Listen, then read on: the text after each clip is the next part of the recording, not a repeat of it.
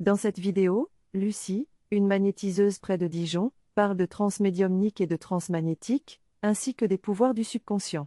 Elle explique la différence entre un médium et un voyant, rappelant que le voyant utilise son centre frontal pour accéder aux capacités de son subconscient, tandis que le médium entre en transe, une condensation du champ magnétique cérébral, qui ouvre l'accès entre le conscient et le subconscient.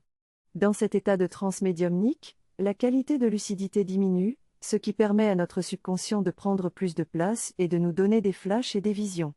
Lucie propose également un mini-cours pour déterminer si nous avons une prédisposition à la médiumnité.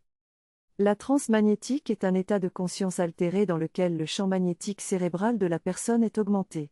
Cet état peut être atteint dans le cadre de séances de médiumnité, de chamanisme ou même de respiration holotropique. Lorsqu'on induit cet état de transe, on peut accéder plus facilement au pouvoir d'auto-guérison de la personne et faire agir plus fortement notre magnétisme pour obtenir des résultats thérapeutiques. Toutefois, pour des problèmes biologiques simples, on peut se contenter d'utiliser notre magnétisme sans chercher à générer la transe magnétique. Dans tous les cas, il est important de réfléchir intelligemment à l'usage que l'on souhaite faire de son magnétisme et d'utiliser la parole pour complexifier et optimiser l'action de notre magnétisme.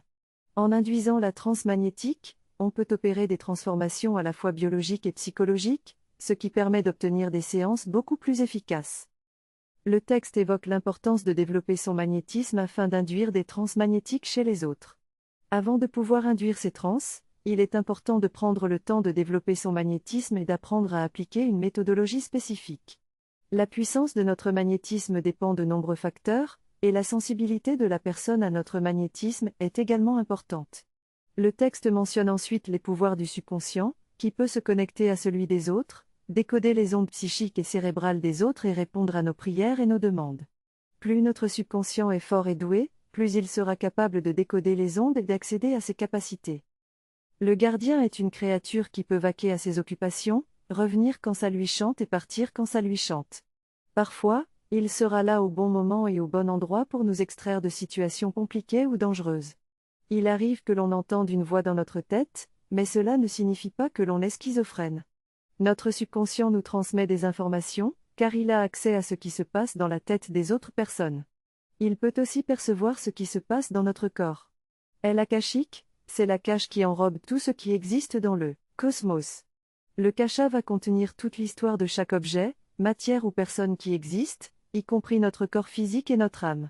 Les voyants et les médiums peuvent accéder à la cache pour obtenir des informations, mais il est important d'être vigilant quant à la véracité de ces informations.